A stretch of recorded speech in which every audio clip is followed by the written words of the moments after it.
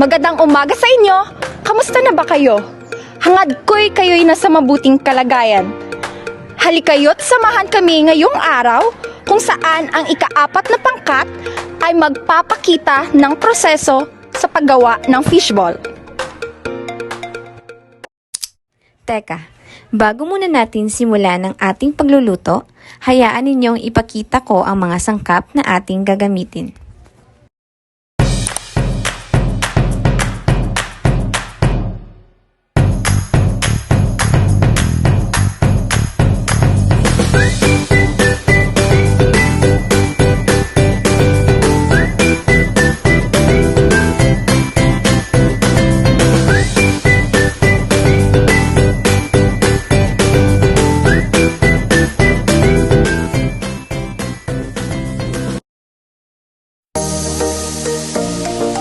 Simulan natin ang paghihiwa.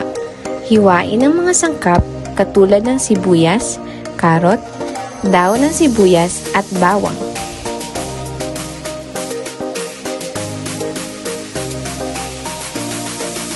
Sunod, balatan ang karot bago ito hiwain. Hiwain ito sa maliliit na parte, gayon din ang dahon ng sibuyas.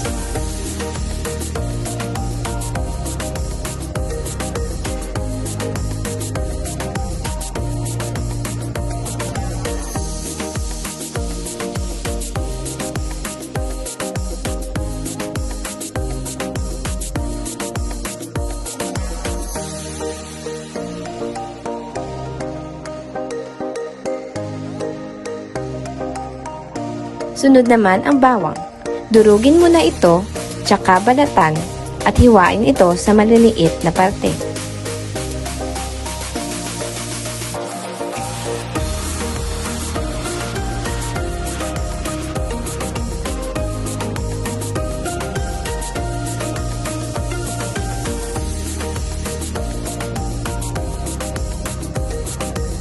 Ngayon naman, pagaluin natin ang mga tuyong sangkap. Ang ating tuyong sangkap ay harina o flour sa Ingles. Ilagay ito sa mangkok pagkatapos lagyan ng tubig, tsaka ito haluin.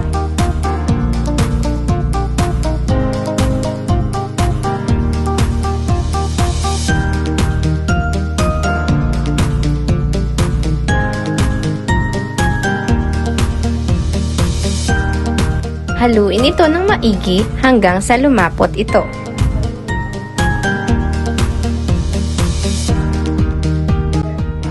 Sunod, lagyan ito ng yeast at haluin ito.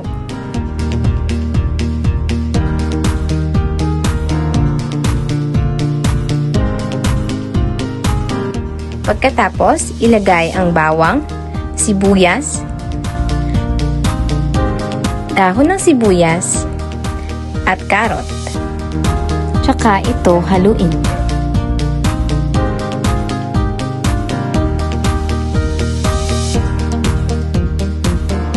Sunod, lagyan ito ng pampalasa gaya ng magic sarap at balutin ito gamit ang plastic wrapper.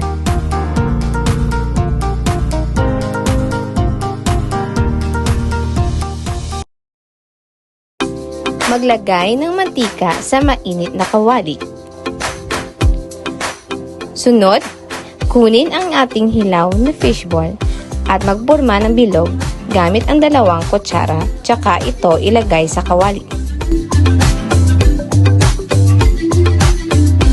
Bantayan ng maigi at hintayin itong maluto.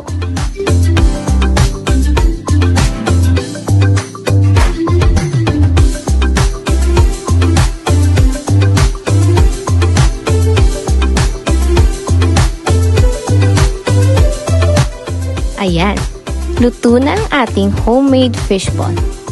Upang mas maging masarap ito, dagdagan natin ito ng sauce o sarsa para mas masarap ang ating pagkain.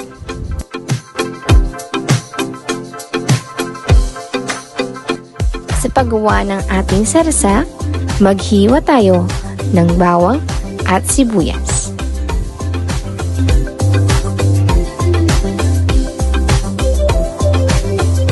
Sunod, maglalagay tayo ng suka, sa isang maliit na mangkok at ihalo ang mga sangkap.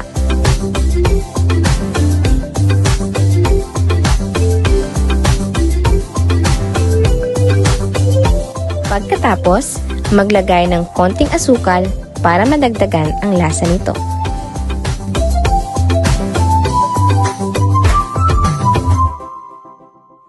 Sa wakas, tapos na ang ating homemade fish balls.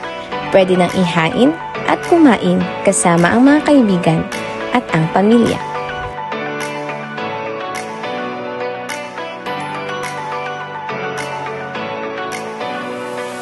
Muli, ito ang ika-4 na pangkat at nais namin sabihin na Yun lang! Salamat!